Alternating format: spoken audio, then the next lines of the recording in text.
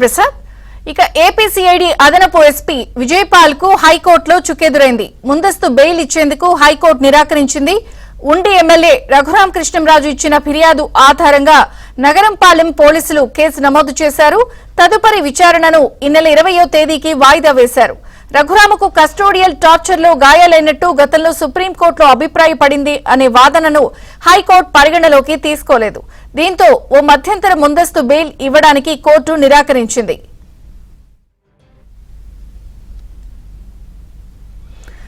ఇదే అంశానికి సంబంధించి మరింత సమాచారం ఏపీ బ్యూరో చీఫ్ రామారావు అడిగి తెలుసుకుందాం. రామారావు. విజయ చంద్రిక సిఐడి మాజీ అదనపు ఎస్పీ విజయపాల్కి హైకోర్టులో చుక్కెదురైంది.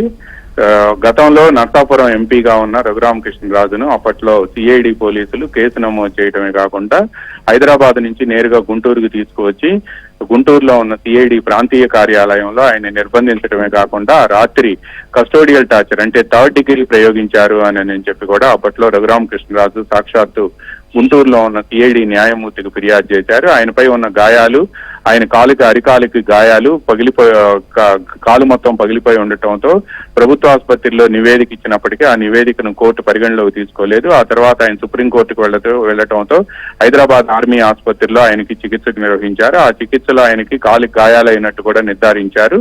ఈ నివేదికను పరిగణలోకి తీసుకున్న సుప్రీంకోర్టు అప్పట్లో ఆయనపై 3rd డిగ్రీ ప్రయోగించారు అని చెప్పి అభిప్రాయపడింది. ఈ నేపథ్యంలోనే ప్రభుత్వం మారిన తర్వాత రఘురామ కృష్ణరాజు ఈ అంశానికి సంబంధించి తనపై అప్పట్లో 3rd డిగ్రీ ప్రయోగించారని దీనిపై సుప్రీంకోర్టు పేర్కొన్న అభిప్రాయాన్ని పరిగణలోకి తీసుకొని వెంటనే కేసు నమోదు చేయాలి అని చెప్పి కూడా గుంటూరు ఎస్పీకి ఫిర్యాదు చేశారు. ఈ ఫిర్యాదును పరిగణలోకి తీసుకున్న గుంటూరు పోలీసులు నెల రోజుల క్రితం దీనికి సంబంధించి గుంటూరు నగరంపాలెం పోలీస్ స్టేషన్ లో కేసు నమోదు చేశారు.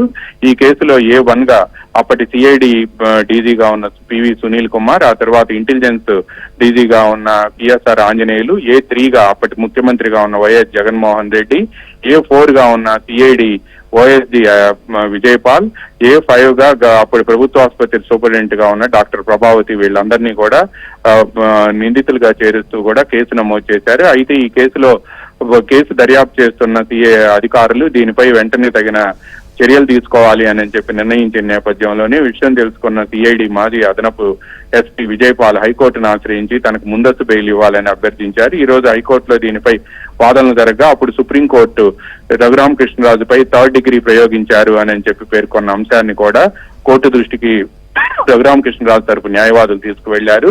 దీంతో హైకోర్టు సుప్రీంకోర్టు అభిప్రాయపడిన విషయాన్ని పరిగణలోకి తీసుకొని సిఐడి అప్పటి అదనపు ఎస్పీ విజయపాల్కి ముందస్తు బెయిల్ ఇచ్చేందుకు నిరాకరించింది. దీనిపై కౌంటర్ దాఖలు చేయాలని ఆదేశించడమే కాకుండా కేసు విచారణను ఈ నెల 20వ తేదీకి వాయిదా వేసింది. అయితే అప్పటి సిఐడి అదనపు ఎస్పీ విజయపాల్కి ముందస్తు బెయిల్ నిరాకరించడంతో ఈ కేసు దర్యాప్తు మరింత ముందుకు సాగే అవకాశాలు కనిపిస్తున్నాయి. విజయ చంద్రిక. Thank you Ramarao.